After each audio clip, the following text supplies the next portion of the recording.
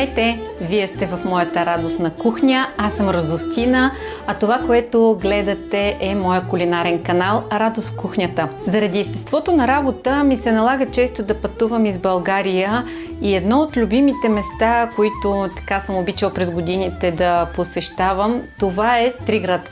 Сигурно сте го чували за триградското ждрело, дяволското гърло. Там се запознах с едни страхотни хора, Коцето и Детелина Хаджийски.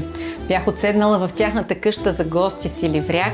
Да, всъщност Детелина, освен че е изключителен човек, тя е страхотна домакиня и готвач.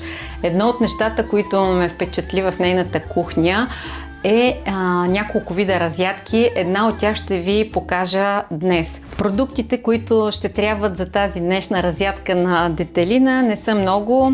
Извара, песто, чесън, лук, майонеза. Как се прави, може да видите в моя кулинарен канал, и орехи. Не на последно място, добро настроение и усмивка. Където и да ги инвестирате тези неща, винаги всичко се получава. Време е да забъркаме разядката на Детелина. Точните пропорции на цялата рецепта за разядката ще оставя в описанието под видеото, защото това, което съм записала от Детелина, всичко е по две. Аз днес ще използвам намалените съставки, за да не се получава и голямо количество и да бъде изядено по-бързо. Тази разядка е много лесна за правене, но и много вкусна. Както ви казах, всичко при Детелина е страхотно и на ниво. Слагаме изварата в една купа. Ще ни трябва и пасатор, забравих да спомена. А вие не забравяйте да харесате това видео, гарантирам ви, че ще ви хареса. Слагаме няколко скелетки чесън. Трябва да прибавим и малко лук. Всичко ще бъде пасирано, но за да не затормозявам пасатора, просто е така на по-едри парчета ще го прибавя.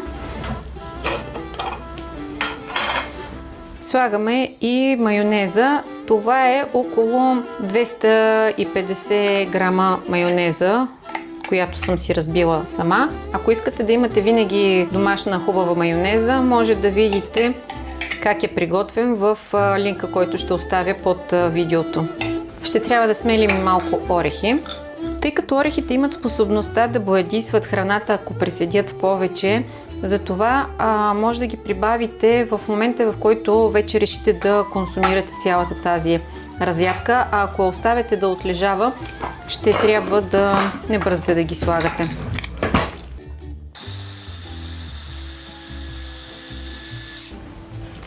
Прибавяме и орехите.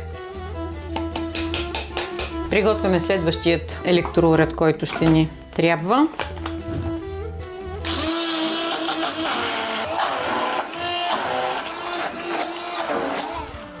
Разядката на Детелина е вече готова.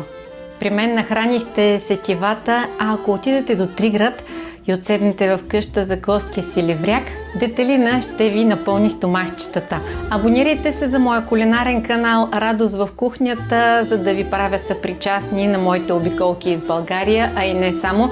Така ще научавате интересни рецепти не само от тефтера на мама и моя, а и от интересни места, които съм посещавала и храната ми е правила впечатление. Останете до края на видеото с мен, за да видите как ще презентирам тази разядка в този прекрасен ордьовър от майка ми. Гответе винаги с радост, усмивка и много любов.